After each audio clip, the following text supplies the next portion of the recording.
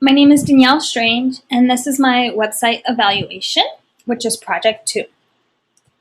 The first website that I evaluated was a personal website, and I chose to evaluate a blog called Couture Ceremonies, which is a wedding blog.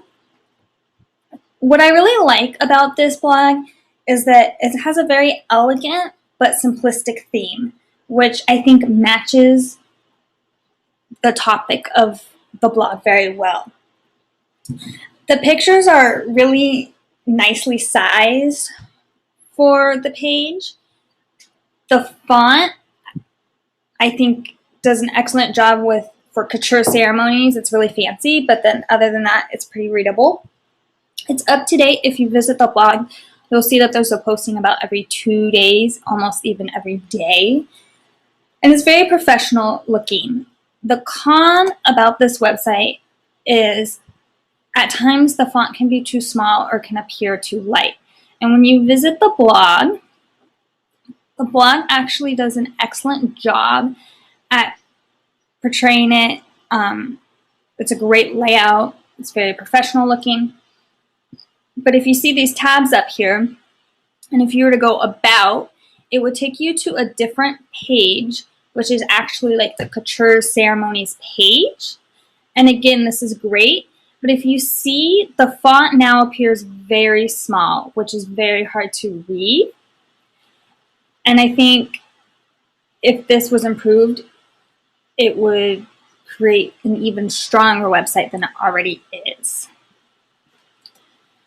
For my organizational website, the website that I chose to evaluate was the Red organization. I actually didn't have a go-to organizational website, so I started doing some research online. And I knew of Red, and so I decided to do it. And I actually really like Red for a couple of reasons. They stick to a 3-color color scheme, which is black, white, and red. And it used very nicely. It has very bold tabs at the top and very few tabs. So upon visiting the website, you'll see that it only has 3, which is Shop, Act, Learn, which I feel like after reading the book, Save the Pixels, this is perfect. And the tabs are very centered and bold. It's very consistent throughout the web page for the most part.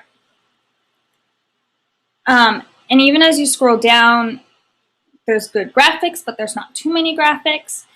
The area where it can kind of start getting fuzzy is when you go to Learn, the Learn tab, and you start scrolling down the web page.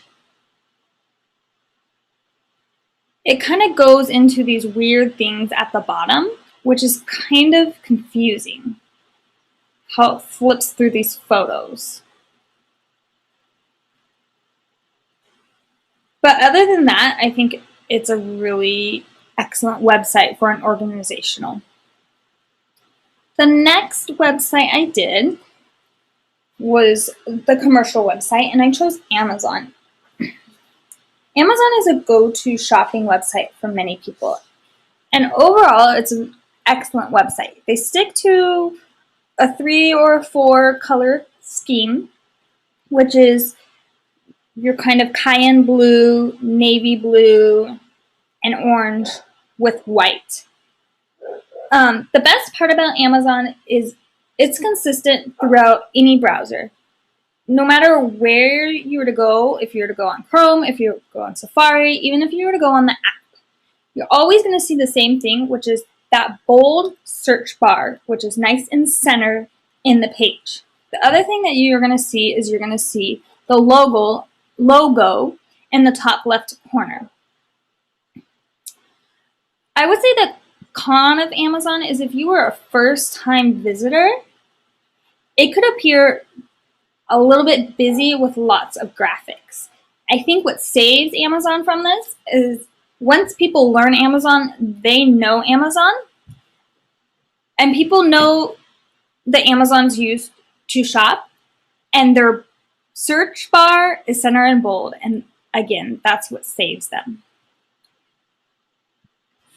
For a bad website example, I chose Noel Academy for Strength-Based Leadership and Education, which is a program through Azusa Pacific University. And so when you are to search this, Noel Academy for Strengths, you come across this website. And I'm going to go ahead and I'll show you the website.